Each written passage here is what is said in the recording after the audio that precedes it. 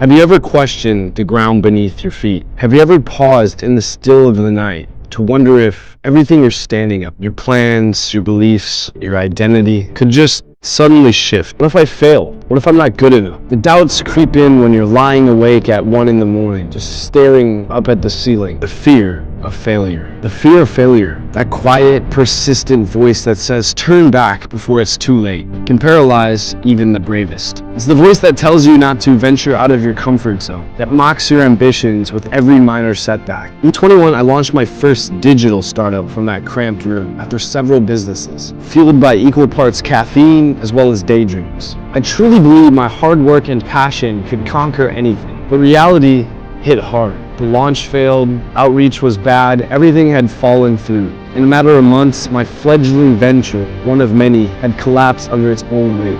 I felt crushed. In that dark moment, failure wasn't just an idea, it was my reality. I could almost hear a voice in my head sneering, see? I guess you weren't good enough after all. All the doubts I'd ever pushed aside came roaring back. The fear of failure I had tried to ignore had materialized, and it brought friends, shame, anger, and self-loathing. This was the struggle, part of the story, one that every successful person knows very intimately about, but few ever talk about. The messy middle, the despair before the dawn. Yet, even as I wrestled with my darkest thoughts, something inside me wouldn't let me quit completely. I had poured my soul into a dream, and though it lay in pieces now, some small part of me was still searching through the rubble, looking for a piece, a clue, something to tell me I had done something right, something to make sense of the pain. Little did I know this struggle was carving me toward a path of something new, a deeper resolve, a sharper perspective.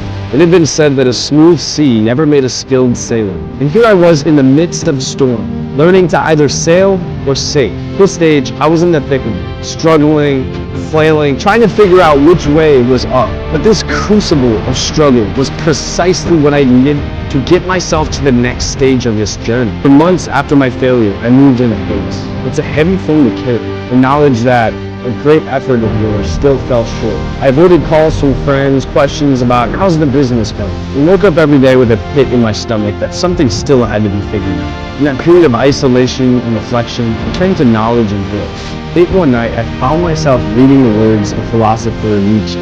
He who has a why can bear almost any how. That quote hit me like a bolt of light. He who has a why to live can bear almost any how. If I could rediscover why I started this journey, I could endure the how. No matter how painful or convoluted the path might be. I started to ask myself, what is my why? Why did I dream of this path in the first place?